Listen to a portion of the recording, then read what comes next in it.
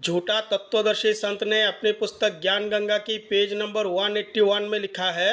फिर गीता अध्याय 7 श्लोक 18 में कहा है कि मेरी पूजा भी पूर्ण लाभदायक नहीं है, इसीलिए अपनी पूजा को भी गीता ज्ञानदाता ब्रह्म सर्वपुरुष प्रभु ने अति घटिया अर्थात अति निम्न स्तर की कहा है। इसीलिए गीता अध्याय 15 श्लोक 4 तथा अध्याय 18 की श्लोक संख्या 62 में कहा है कि उस परमेश्वर की शरण में जा जिसकी कृपा से तू परम शांति को तथा सतलुक को प्राप्त होगा।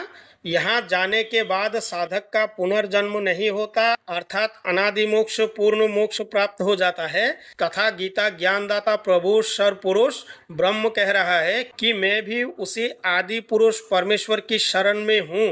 तो भाई, जो संत के नाम से एक झूठा व्यक्ति है, अगर वो अपने पुस्तक में कुछ लिखता है तो इससे अच्छा तो नहीं लिखेगा। तो आइए हम देखते हैं क्या भगवान ने ऐसा उपदेश दिया।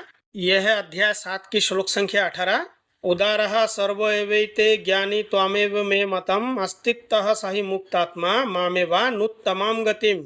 ये सभी उदार है, परंतु ज्ञानी तो साक्षात मेरा स्वरूप ही है, ऐसा मेरा मत है। क्योंकि ये मदगत मन बुद्धि वाला ज्ञानी भक्त अति उत्तम गति स्वरूप मुझ में ही अच्छी प्रकार स्थित है। तो झूठा संत ने जो लिखा वो अपनी व्यक्तिगत ढंग से लिखा। भाई, हमारी भगवत गीता में ऐसा है ही नहीं। यह है अध्याय 15 की श्लोक संख्या 4। ततः पदम तत्परिमार्गितव्यम यस्मिन् गता नानि वर्तन्ति भूयः तमेव चाद्यं पुरुषं प्रपद्ये यतः प्रवृत्ति प्रसिता पुराणी। उसके पश्चात उस परम पद रूप परमेश्वर को भली भांति खोजना चाहिए, जिसमें गए हुए पुरुष फिर लौटकर संसार में नहीं आते, और जिस परमेश्वर से इस पुरातन संसार वृक्ष की प्रवृत्ति विस्तार को प्राप्त हुआ है, उसी आदि पुरुष नारायण के मैं शरण हूँ। इस प्रकार दृढ़ निश्चय करके उस परमेश्वर का मनन और निधिध्यासन करना चाहिए। यह भगवान का उपदेश है। और वो आदि पुरुष नारायण कौन है? भाई, क्या वो कबीर परमात्मा है? क्या भगवत गीता में भगवान ने ऐसा उपदेश दिया कि तू कबीर परमात्मा के शरण में जा?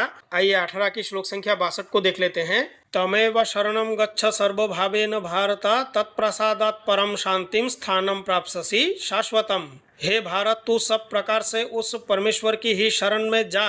उस परमात्मा की कृपा से ही तू परम शांति को तथा सनातन परम धाम को प्राप्त होगा।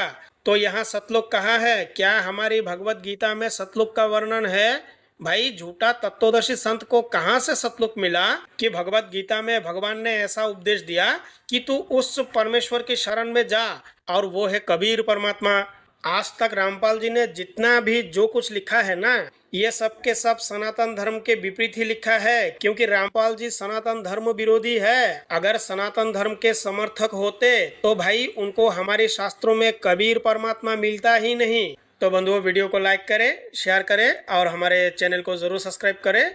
मिलते हैं अगली वीडियो में। धन्यवाद।